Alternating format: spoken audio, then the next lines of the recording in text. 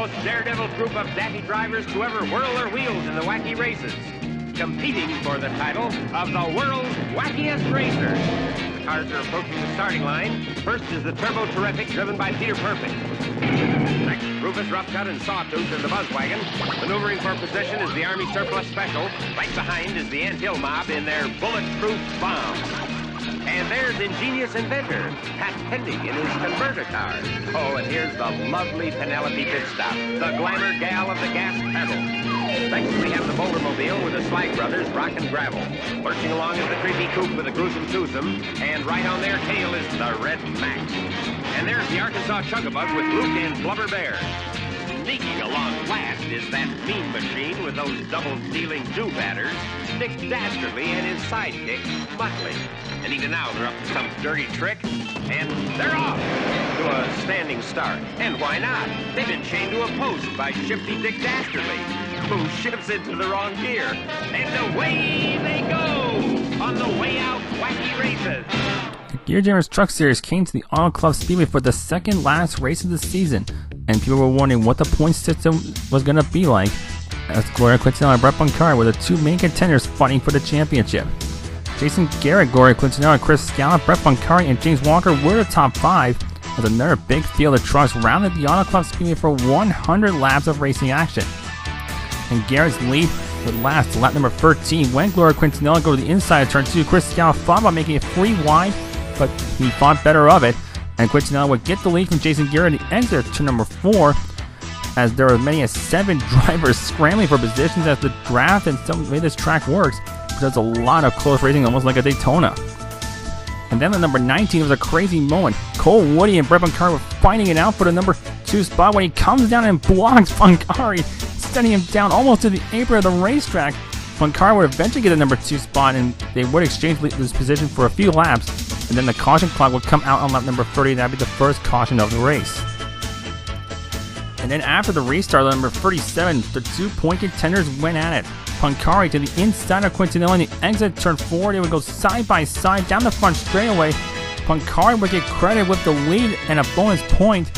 But just as that was going on, behind them, Jonathan Thomas, who was in the top 10, hits the wall on the outside of turn 4, comes down in front of Andy Moore, gets sent up in the air, spins through the grass and slides back up the racetrack, and careens hard into the outside wall. And that was the second caution of the race on the number 37. And then as some of the leaders pitted, James Williams would inherit the lead on the restart. Then comes Jamie Christensen. He would take the lead at the exit turn 4 on lap number 43. And then Steve Dixon comes down in front of Jonathan Shipman. He spins and gets hit hard by Sonny Allen, and Steven Schmidt had nowhere to go and crashes hard into him.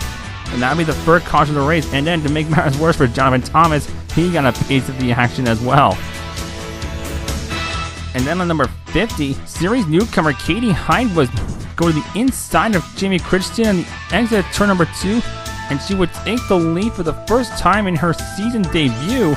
And she would be a force we recommend. She was on older tires, and she would hold off the likes of Brett Punkari, Cody Fowler, and Gloria Quintanilla for many laps, until eventually Fowler got to the inside of her in the exit of turn number 4, and he would take over the lead for the first time as the driver who had passed the hot hand was showing his stuff once again as one of the main contenders. And those three guys was still another duel. Lap of 63, Punkari got to the inside of Fowler at the exit turn number 4, but he could not make it stick, and Quintanilla would then take advantage and pass Punkari for the number 2 spot. Then lap number 66, Quintanilla got to the inside of Fowler in turn 3, but he goes too deep and slides up the track. Fowler with a nice crossover at the exit turn number 4. He would eventually retake over the race lead, and he would then continue to hold the lead for many laps. And even while that was all going on, Katie Hyde would actually come right back up Cody Fowler and give him a bit of a challenge. But eventually he would hold on to the lead as the second caution clock would come out on the number 78. That would be the fourth caution of the race. And then after a restart, lap number 83, Richard Strint was forced free wide, slides up into Dave Rowe. Rowe spins in the middle of turns 3 and 4, and James Williams clobbers him. And then Jason Garrett in a chain reaction bashes into Williams, and there was more carnage behind him, as well as Riley Sherman also involved. That was the 5th caution of the race. And then with 11 laps to go on the restart, Cole Woody tries to force it inside on Jimmy Crichton for the number 4 spot, but he gets into Crichton.